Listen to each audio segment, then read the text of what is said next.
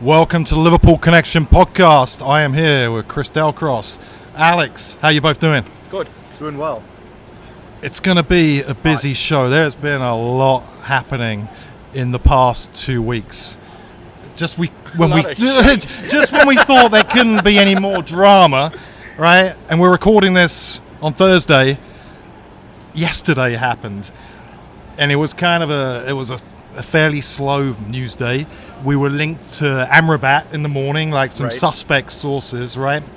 And then, out of nowhere, Fabrizio Romano tweets that Liverpool are set to sign this Japanese player who's 30 years old, who plays in the Bundesliga for Stuttgart, in the lower echelons of the league, and they just that no one's really heard of.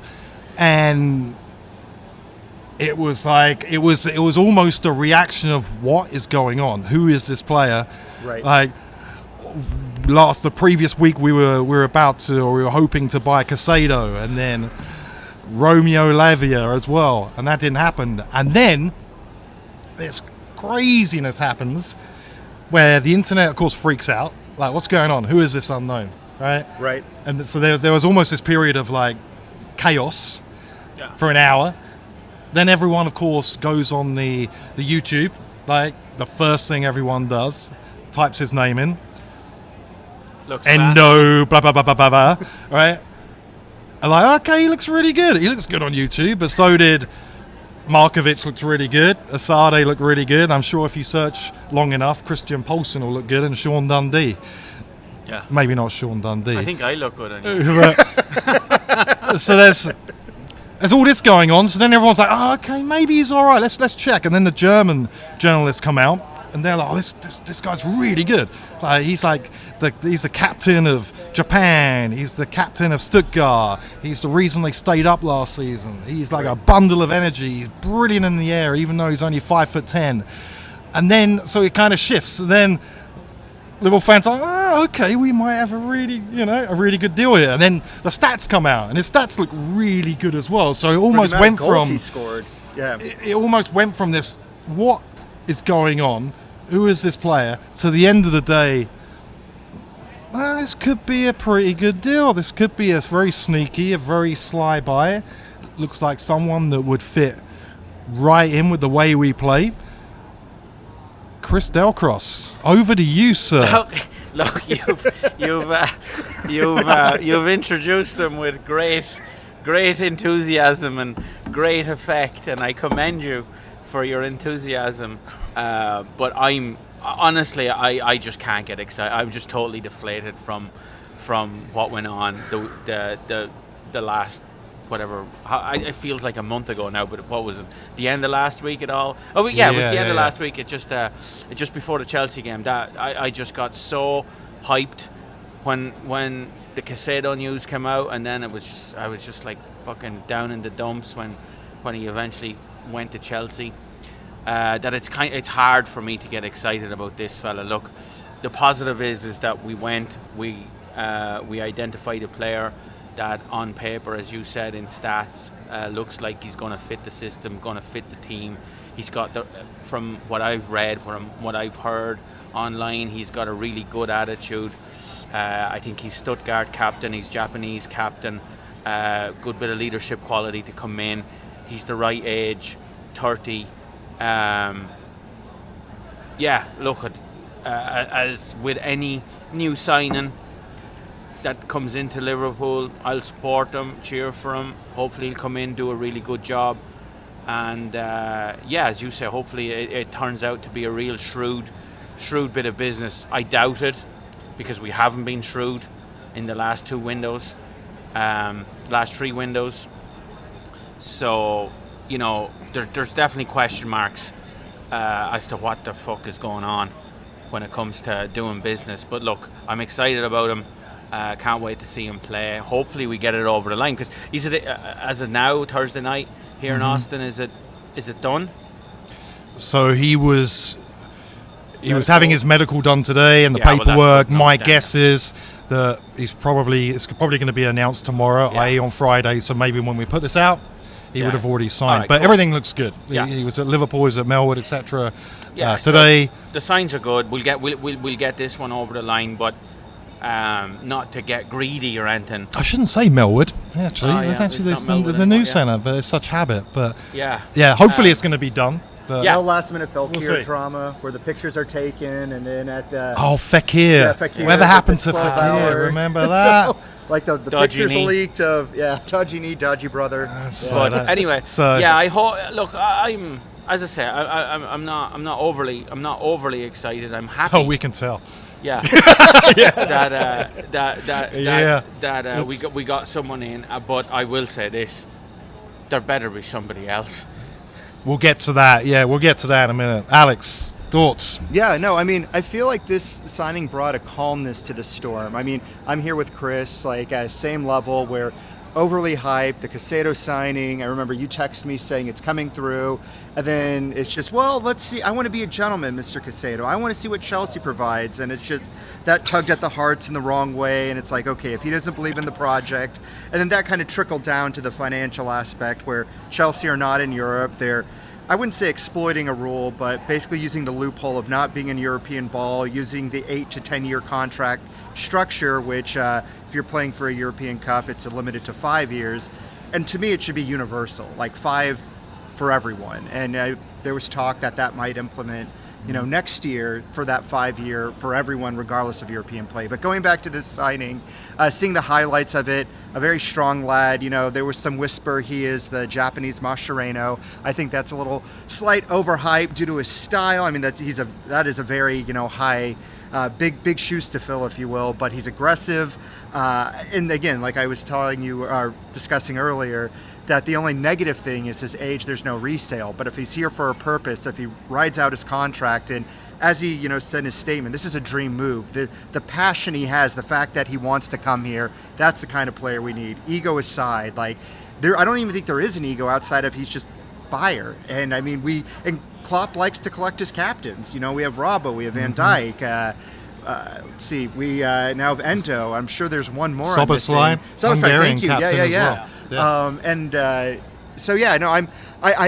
I'm not overly hyped if it was a Caicedo type signing, but I do believe it brought a calmness due to his versatility, and I don't think we need to panic buy anymore due to the fact that he can draw back into a center back role, can play the defensive mid, where we can maybe find more of a project signing in the center back, but we do need another midfielder. So, just not to be disrespectful to the chap in any way, but and I might be a little bit cynical here, but it seems like it's very much a blocker sort of signing too, right? We're no longer desperate.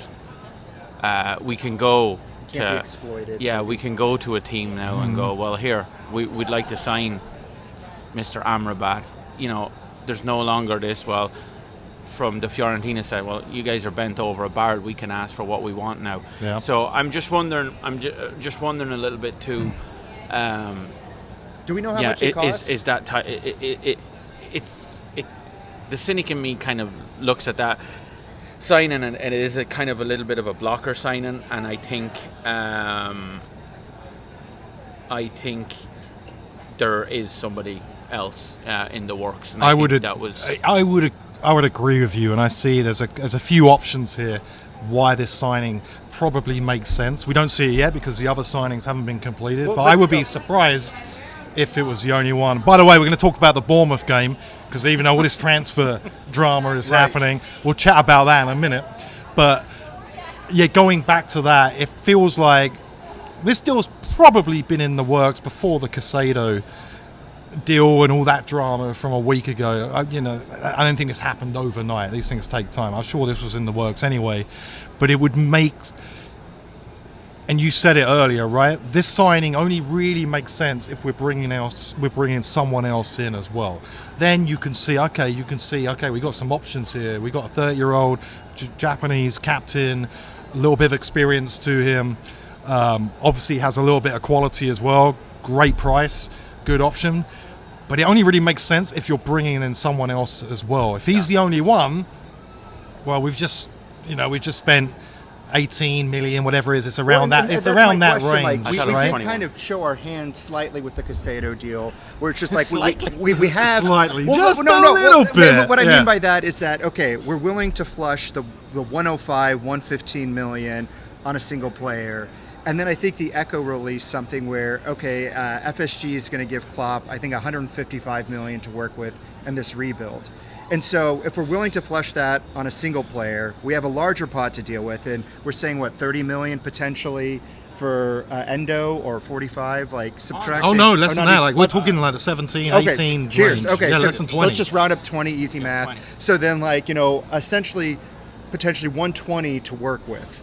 And I mean, is that going to be divvied out on a Galactico type signing and then a project signing? Or do we need two 60 mil signings at the midfield and center conversion midfield? It tells me this. It tells me what I'm thinking is there's a couple. we can't just have it sit there. There's We a couple, can't have it There's sit a couple there. of options here. It feels like we're going to bring in Endo. We'll call him like Soboslai. We call Dom. So this is Endo. We bring him in for, let's say, 20, right?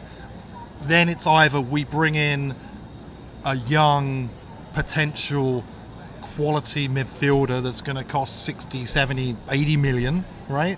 So that could happen. That's very Like an likely. 18 to 22, 24 range? Well, we've been linked with the Crystal Palace Decore. Right. I'm pronouncing it right. Decore, we've been linked with him, and he's going to be expensive. So there's that option.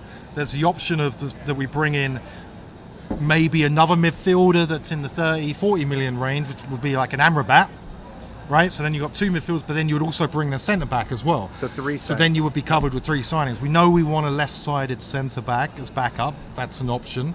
We know that Nat Phillips has been linked away to Leeds. I saw again today. So you don't think Tomiskas is enough for left back coverage? Well, no, left centre back. Oh, left centre back. I'm so sorry. left centre back. Yes, yes, so, yes. so there's that option as well. So there's the option of having another central defensive midfielder come in that's in the 30, 40 range, and then you can bring in a centre back as well. Or you bring in a young defensive midfielder, and that's kind of the money spent. I'm kind of thinking that we're going to be looking at the Endo, the 30 to 40 million midfielder, and the centre back. And also, I mean, I would say to me that I think is the best option for what the squad needs, because we do need another centre back. We really do. That is an obvious thing. Not just that with we Endo need. to convert back to a center back. We need a proper. No, I don't think okay. we need a centre back that can give Virgil a break from time to time, and we don't really have that option on the left side. And we know, Matip struggles with injuries, Gomez Right. struggles, and Konate is a fantastic defender, but he's injury prone as well. I mean, we're just one or two injuries away as centre back having a That's massive true. issue. Yeah. So I think we'll buy another defensive midfielder in that 30 to 40 range. I think we'll buy a centre back as well. Who knows? It depends. Maybe we'll spend that money on a young, But we have 3 weeks to 2 weeks expensive left. defensive mid, and then maybe a cheaper British 14 potential days, 2 weeks. centre back 2 as well. weeks. So the options are there, but the Endo signing will begin, I think, to make sense with hindsight. He can't be the only one, but he might, as long as we bring in other players as well, he might prove to be, like McAllister, like a real bargain. So And I didn't I'm feel like he was confident a, about him. I'm a happy with panic him. buy. I did not feel like this guy was we've done our homework. I didn't feel like we were, pulling at a Benteke or a Sacco type signing that, we just need someone to plug in. The build's right. Like, we have done our homework. We've the past 2 years, 4 transfer windows have been a tug string, like losing out on our 4 biggest signings for whatever reason. I mean, Madrid is a very sexy spot. It's hard to compete with wages because of the frugality behind FSG, but the incentives are high. That's the thing. It's like earn your keep, and some players just want it up front. And I mean, unfortunately, money does talk. Well, you've got to keep up as well, and that's one of the problems. And we haven't invested the right way, right. I don't believe, since we won the league, and we're slowly starting to fall behind. Absolutely. As well. And, no, it's okay to say that. and and the Bellingham thing, I mean, it came down to wages. He wanted 400k a week. We're probably not going to pay that. We obviously weren't going to pay it, 'cause Right. otherwise we would have signed him. But But it would comes we a have point where there's only so much Klopp can do as a fantastic manager, right? Before teams like Newcastle Arsenal, Chelsea, Man City start pulling away. But I'm trying to remain positive. We obviously have money to spend, Right. Because we made that bid for Casado, so the money is there. Showed our hand a little. Now we need to spend it the right way. What I think is more broken is the structure behind the scenes. Yeah, Obviously there's losing obviously Edwards, something big. Julian Ward We leaving. lost a lot back to back. Ward and then Ward's backup. That's right? what the issue Or sorry, is. Edwards and Ward. It was Yeah. Edwards, and then Ward came in. He was there for 6 months, And then left. and now we got Klopp's mate has come in on a temporary contract. In fact, he's due to be gone Yeah, it was within a the very next month. but that part of it is definitely broken, and it's been broken Yeah, yeah. since Edwards has And it's a left. problem. What that is down to, it's hard to say. But we should move on because we have a Cheers. game this Saturday, second game of the season, and we're playing our friendly foes At home? at home, Bournemouth, where we had a nice 9-0 victory last season. So Bournemouth did all right last season. They stayed up. Right. They did well to stay up. They started the season 1-1 at West Ham last weekend. Ex-Liverpool player Solanke scored. And they have a new manager as well. So Liverpool-Bournemouth. What are you expecting? Chris? Not sure. What are we expecting? I'm not sure what I'm expecting from Liverpool, to be honest with you. We kind of know what we'll get from Bournemouth. They're tidy little football inside. They'll be tricky. I think they'll stay rather tight, and they'll try to exploit us pushing forward a little bit. I think they'll be looking at that Trent side. I think that's somewhere that they'll have worked on all week. As I said, they're a tidy little football inside. So it's going to be a tricky enough game. I don't think this will be 9-0 like it was last year. But who knows? And as far as we go, I think, look, he'll probably start the same team again, I'd imagine, especially at home. Do you think that? I think don't know so. if he will. But you have no one else. Well, I mean, I know Thiago is back in training, Well, right? But it's early although if he's days. fit, He hasn't had a if he's fit, pre-season. then maybe you could put him in there. But I'd be surprised that he just throw him in straight away. He might be right. He usually kind of, 60 minutes or so, give them half an hour, 40 minutes. Yeah. So I think it'll be probably the same team as last week. Played very well, I think, for the first 35 or so minutes. Thought we done good. Thought we lost a little bit the run of the midfield, and we found it hard to get a grips in midfield, and I think that's fairly obvious as to why you've got square pegs and round holes. Yeah. I was very impressed by McAllister. Thought he done really, really well. was good. I'm really looking forward to seeing him play further up the pitch. I really can't wait. That's what excites me most about Endo, is that even if it is just him, it's going to allow us to have McAllister further up the field. I think he's dynamite. I really, really think he's going to be brilliant with our front three. Alex? And then Szoboszlai was very good as well. He was good, Szoboszlai. 2 points. I think Salah's going to come out with a vengeance, and I'm not going to, pour gas on the fire. I think, Klopp saw something that, Salah wants to score. He's a game winner. Yes, he doesn't want to be subbed out. He has that Messi mentality. Like, you can sub me on, don't sub me out. And I do believe we're going to see a very strong performance from Salah, because he's scored in every opening for the past few years, if not since we've signed him. And this was the first time he did not score a goal in the first match of the Premier League. And then being subbed off, I am expecting him to explode. Point two, and this is a slight disagreement with Chris, is that, and this is more for hopefulness, I like Jota coming off the bench. I like him coming off in the 60-minute, being a super sub, because when he is fresh legs, he just is dynamite. He's historically, he scores more goals coming off as a super sub. But to your point, who else do we have that we can replace him in the front three? Do we want to put Nunez up there and then have Jota come on at the 60th, just because we need that extra, firepower? Because we have a lot of firepower. The top three are not the problem. But personally, I would like to see Jota stay on the bench and come on second half. But outside of that, I don't know who would replace that, because again, due to irregularities, I did not get to see the opening kickoff and whatnot. So He wasn't allowed into the pub. I noticed that, like with the lineup, that Gapko was playing more of a more midfield type role, and so maybe push him up, and I don't know, Badger, maybe Thiago, and then sub out. But no, I'm excited. I think it's going to be a high scoring game for us because we have a lot to prove. Being up 2-0, then getting an offside goal, so 1-0, they tied it, then they got an offside goal, 1-1. I mean, but that's the Chelsea way. Like, we tied them. That's the end all be all of it. But for Bournemouth, I think we'll have a 4-1 victory. I think it's going back to both of your points. It shows the lack of depth in midfield. The team that's going to be picked for Bournemouth is going to be determined on who we have fit. I think Curtis Jones is injured at the moment. Thiago hasn't had a pre-season, so I would be very surprised if he start.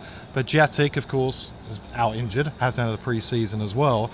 And yeah, maybe he's going to keep the same team, but it didn't really work against Chelsea. Like Gakpo, for example, was kind of lost in that game. I barely remember anything of what Gakpo did.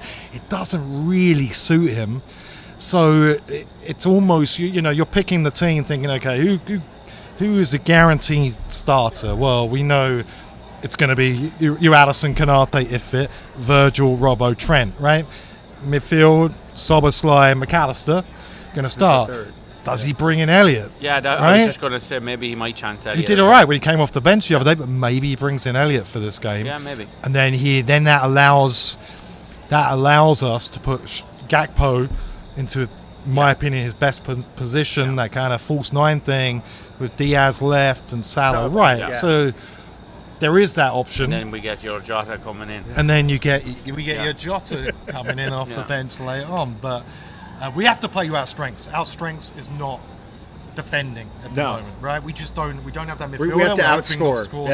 We're gonna have a lot of play 4-3, 3-2 games. But at the end of the day, we're Chelsea, like at home. Chelsea in the last game, I mean, they really nullified us. I mean, we barely had any chances the entire game. Which was surprising as well. That showed, number one, it showed how good Pochettino is as a tactical coach. Right. It showed how good Enzo Fernandez can be at times, but they figured us out early on, especially with the Trent hybrid thing. I thought Gallagher was very good. We struggled, and Gallagher. I mean, a lot of energy. Gallagher played well. I'd be surprised to see him play as well again this season. Gallagher? Yeah. I thought he was.